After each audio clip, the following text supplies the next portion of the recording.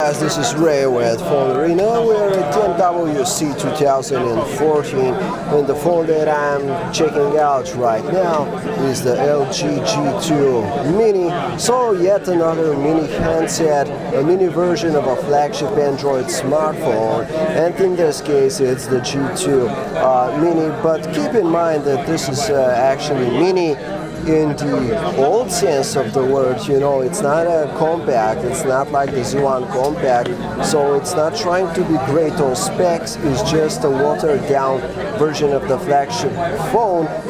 But let's take a brief tour around the sites and check out the device of this smartphone. So the G2 Mini, thankfully it retains the signature LG G2 design language with very narrow bezels, which allows it to feel quite compact in the hand, while at the same time it does manage to have a 4.7-inch display.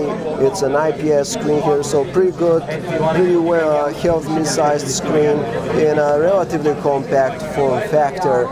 On the back side we have the trademark back buttons here for volume and power, and of course the camera and LED light. Unfortunately the plastic feels quite cheap on this phone. There is this matte plastic with some kind of a texture on the back, but it doesn't really feel like an exquisite product or something like that. Now the display, as I said, it's a 4.7-inch screen. Thankfully it uses IPS technology, so it's not really bad, though the colors do seem to look a bit dull, you know, but though it might be just the light playing tricks on me right now.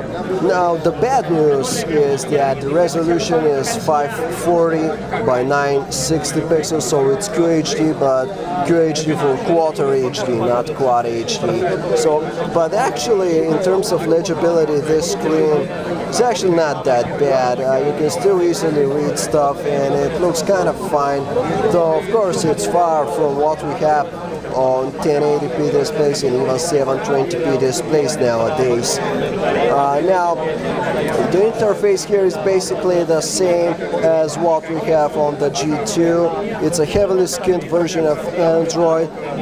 Thankfully it seems to be moving pretty swiftly here, though we don't have accounts and synchronization and stuff like that going on right here, but still it seems to be working fine.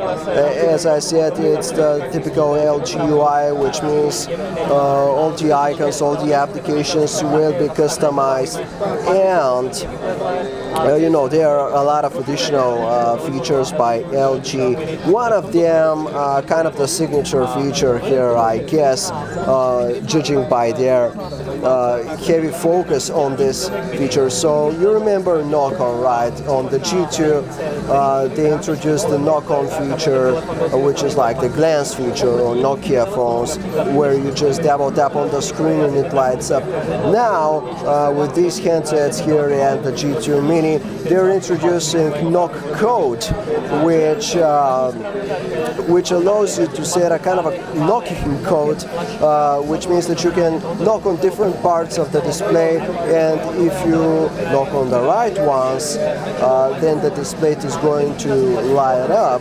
So it's a kind of a security feature right now, due to, you know, having the power key not really easy to access here, although with this mini form factor it's probably going to be a bit easier to find the power key just by feeling it.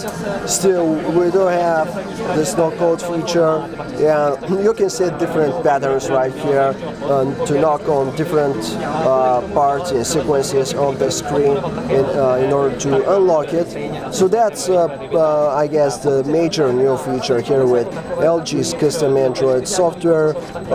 By the looks of it, it's coming with KitKat right off the bat, so that's good to know. In terms of camera, it has a 13 megapixel one or an 8 megapixel one. It depends on the market.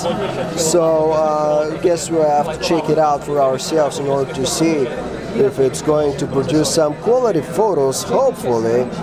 Now there's 2440 milliamp hour battery inside here, and with this screen, with this low resolution, we really hope that it's going to last you at least 2 or 3 days. You know, the G2 was pretty good in the battery department, so hopefully the G2 Mini is going to continue on this path. It's got LTE, you know, it's got even voice over LTE support.